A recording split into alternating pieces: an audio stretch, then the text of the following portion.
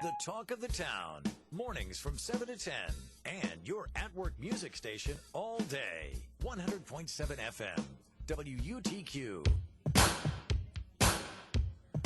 Welcome back. Talk of the Town with Dave J. and Sam, 100.7 FM, WUTQ. Our next guest is ready to join us on the phone. It's Tim Bennett. Welcome to the Talk of the Town. Tim, how are you? Good morning. I'm blessed. Just getting over a little bit of a cold, but very blessed. How are you? Doing all right. We read about your great story and your bike ride in honor of your mom there. You rode, if I'm not mistaken, from Rome to Chicago, Illinois?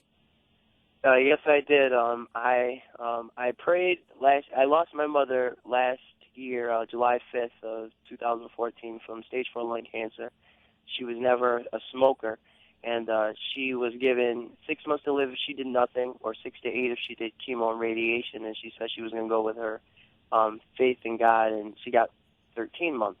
When she passed on July 5th, last year, I decided I wanted to do something. I prayed on it and came up with a bike ride. I met with Bob Alinskis from the Utica Relay for Life. He works for the American Cancer Society. Told him what I wanted to do. They gave me great support because my business, Funflix Indoor and Outdoor Movies, has been a sponsor. And I said, to honor my mother and show my more support for the relay, it being their 30th year, I'm going to ride from Rome to Chicago, so a little over 800 miles. Wow. How long did that take you? I left on Labor Day last year, which was September the 1st, and I reached September 16th, which was a Tuesday night. But it didn't give the same effect, you know, like I got to around where the water was, and I stopped there, and then the next morning during the daylight, I did the rest of the ride, because, I mean, I thought it would be cool to ride in during the daytime, but, yeah, it was an amazing experience, and I had a chase driver who was in a van, basically, and he'd be maybe, like, within 20 to 40 miles, check on me. His name was Brian Johnson, and he was a blessing, to give up, 2.5 weeks of his own time, because he understood how passionate I was. It was all faith-based. Sure, great cause, and also a tremendous athletic feat on your part. What was the most difficult portion of the ride geographically? Which stretch was the toughest? To be honest with you, you'll probably laugh at this, but towards the beginning. And the reason why towards the beginning is I never was a cyclist.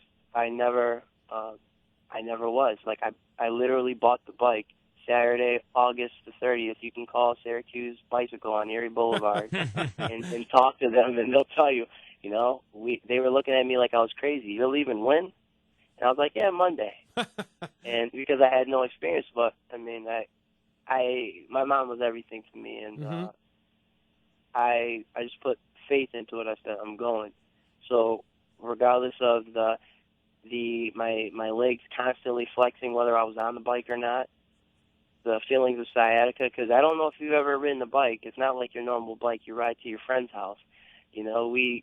I had like almost sciatic pain, just shooting from like my lower back to like my knees, and I was feeling that by Rochester. But you gotta push through. If you have that goal, set your mind and give it to God and just go. And Tim, you made this 800-mile ride in, 14 days? Yeah, it would have been faster, but there were weather issues. I mean, some days it was, like, really and not everywhere has something as nice as I didn't know how blessed I was until I left New York, because here's the thing. You guys have the Erie Canal, from Albany to Buffalo. It's paved for most of it. Right. Now, on some of the roads, I mean, I was going by, and then you have the tractor trailer, going by you, and you feel the wind, and it almost knocks you off. And right. Like, okay, I better, with the wind, that felt kind of crazy. It almost knocked you over because the bike's so light. So some days I had to go easier. Some days there was thunder and lightning. So yeah. Do you have any run-ins with animals or any close calls? You're funny. Yes, I definitely did. In Goshen, Indiana, I was in a farming area. It was a Amish area, and a dog did chase me and knocked me off the bike. It was one of the guard dogs for the farm, but thank God no cuts and no major damage to the bike. I got it fixed as soon as I got back. So. And Tim, you did this ride in honor of your mother, who she died at a young age, if you ask me. But was there another reason, or did you do this to raise awareness for any certain organization? I mean, like I said, the main reason, I mean, of course, was for my mother, Evangelist Shirley E. Bennett, but also through my connection to the American Cancer Society, I through the business I own, as I said, I'm a donator for I'm one of the sponsors for the relay and a lot of area relays like Rome, which is where I'm from, Rome, New York, Utica, a few in the Syracuse area, Niagara Falls, and so on. But it was their 30th year this past summer was their 30th relay. So it made sense to me to combine the effort and just make it happen. And they blessed me as well with the support, you know, putting out hashtag Do It for Sherilyn when I would do the different posts. Right. So, Which you had displayed on the back of your shirt throughout the ride. I did. And I was very careful on announcing when announcing the ride, because I didn't want to let anyone down. And when I say that is I didn't want to announce on Labor Day that I was doing it, and then, like, let's say I came into trouble with the bike or my body started breaking down or something, because I knew I didn't train. But I didn't announce it until I was, like, in Indiana. I was that close, you know. Mm-hmm. My main thing was, I mean, God forbid if I was unable to do it, I mean, I would take that all on me. But, sure. Your finish line was Oprah Winfrey's Harpo Studios in Chicago. How was that? Yeah, that was amazing. Unfortunately, I didn't get to meet her, but I did get to meet a lot of employees of Harpo and hand stuff out. I happened to get there right at the perfect time, lunch. They're all so they're all coming out, and I was given things like I had these stickers, you know, the Do It for Sherilyn stickers. I think I might have got in there if I had brought some sandwiches or something.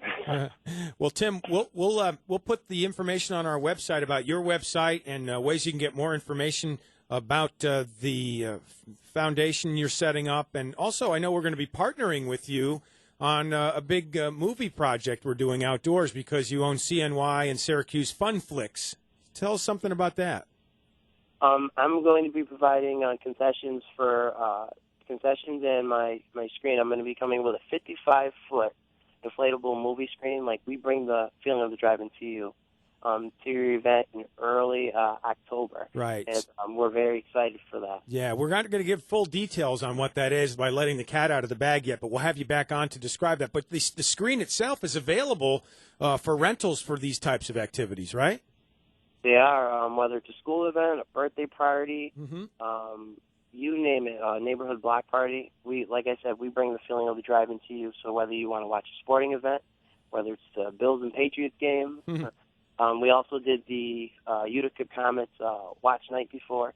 But it's a huge inflatable screen, which ranges between 16 to 55 feet, and we show in HD. Wow, that's fantastic. You got a lot of exciting things going on. Tim, thanks for sharing with us.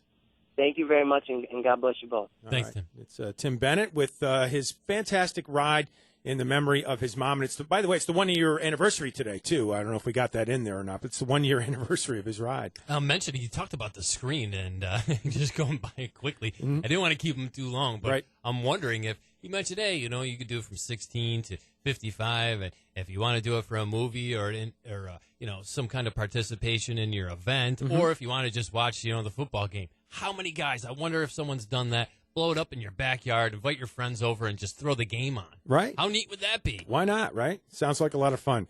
So we're going to be doing something special with him in early October. We'll be giving you details on that very shortly on the Talk of the Town at 100.7 FM WUTQ.